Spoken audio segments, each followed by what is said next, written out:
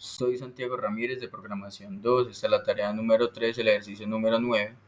Un ejercicio que tal vez causa un poco de conflicto, dado de que no se entienden bien las sumatorias para estas alturas del partido, pero nos toca entenderlas para poder desarrollarlo como programadores. Esta es básicamente la vida del programador. Si no entiendes un problema, entiéndelo primero a papel y lápiz y luego sí programarlo. Nos pide hacer un programa de tal manera que pide el número de términos deseado en la serie de Bell. Esta serie cuenta con el número de particiones no vacías de un conjunto de n elementos. Comienza con los números 1, 1 y los siguientes términos se calculan como la suma de los términos anteriores multiplicados por los naturales consecutivos. En pocas palabras, la fórmula para el enésimo número de Bell es Vn por la sumatoria de k igual a 0 hasta n-1 de una combinatoria de n y k, donde esa combinatoria se establece como un coeficiente binomial de n-1 y de k. ¿Esto qué significa? Que la combinatoria c desde k hasta n-1 es igual a n-1 factorial por k factorial dividido k factorial por n-1 menos k factorial. Esta es básicamente la fórmula que nos va a servir para devolver el enésimo número de la serie de Bell. Recordemos que las combinatorias al final se multiplican por el término de k. De lo contrario, aquí esto, ahora les explicaré qué nos da. Básicamente unas potencias de 2. Ya vamos a ver esto en el programa. Vamos al ejercicio 9. Entonces tenemos una función main que simplemente tiene una variable quantity term de tipo entero inicializada en 0. Imprime en pantalla, ingresa la cantidad de términos que desea conocer de la serie de Bell, lo escanea como tipo entero y lo guarda en quantity terms, y posterior a esto llama print Bell con 0 y con cantidad de términos menos 1. Vamos a print Bell, una función que no devuelve nada. Tenemos parámetros de tipo entero llamado term y quantity. Term es como el iterador, quantity es el ancla. Si term es menor que quantity, entonces imprimirá cada término con una coma. Términos que se calcularán con la función calculateTerm. Esto lo dejamos para después. Mientras tanto les explico esta función. Después de imprimirlo, se llamará recursivamente esta función y se le sumará más 1 al término para que pues pueda ir iterando básicamente. Cantidad es un ancla, entonces se mantiene igual.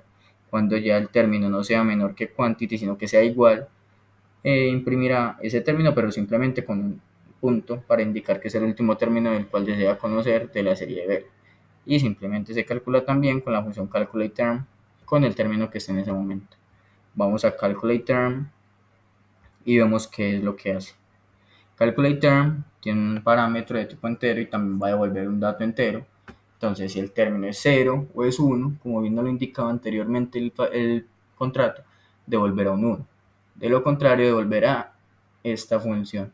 Calculate summatory con term, con 0 y con 0. Vamos a ver qué es lo que sucede allí.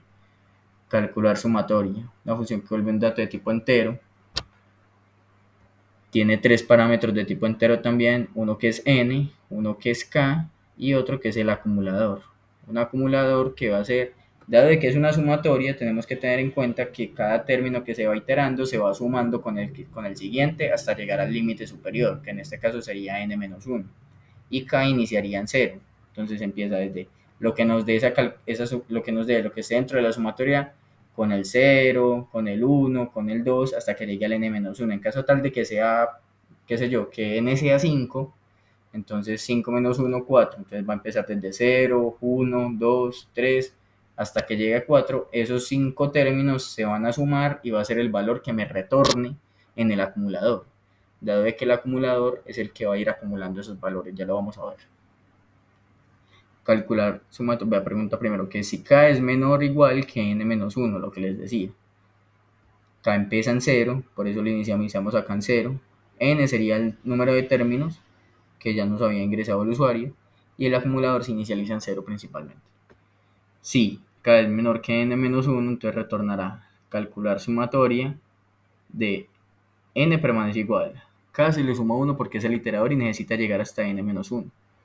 El acumulador sí se le va a sumar lo que viene siendo calcular combinatoria con n-1 hasta k por calcular el término de k.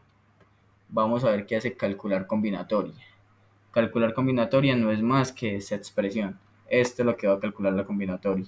Se le entrega de una vez n-1, entonces aquí no vamos a ver un n-1, sino que vamos a ver un n, ya que este n se le entregó como n-1 desde acá. Entonces, ¿qué es lo que hace cálculo combinatorio? Y devolvernos esa expresión ya calculada, simplemente nos la vuelve como un número para no recargar todo en una sola función. Entonces calcula el factorial, bueno, pues tenemos un factorial que esa función ya se ha explicado en videos anteriores. Recibe como parámetro un número, si ese número es igual a 0, que retorna 1, de lo contrario, que retorne el número multiplicado por el factorial de ese número menos 1. Y esta línea 3 lo que nos indica es que vamos a tener una función que se llame calcular término, que devolverá un entero y que tiene un parámetro de tipo entero. ¿Por qué hacemos esto? Por esta parte de acá.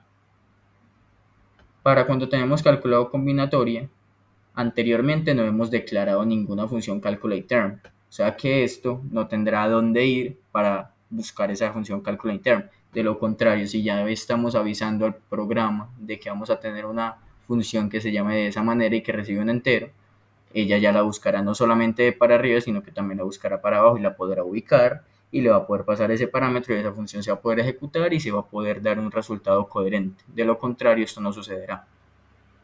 Tenemos que básicamente avisarle al programa o al compilador, básicamente, en este caso, que esa función va a existir dentro de nuestro programa, dentro de nuestras líneas de código. Entonces, que va a tener algo para buscar no solamente hacia arriba, sino que también hacia abajo. Ahora, se va a calcular esa combinatoria ya lo expliqué, y se multiplica por calcular el término de k. ¿Esto por qué? De lo contrario a esto, me di cuenta de que daría solo potencias de 2. Entonces, ¿qué faltaba para que eso fuera coherente con lo que nos estaba entregando nuestro diseño de pantalla y nuestro contrato? Faltaba calcular por el término de k por ciertas leyes que existen en las sumatorias. No en las sumatorias, perdón, en las combinatorias. Vamos a ejecutar nuestro programa a ver si tenemos resultados coherentes.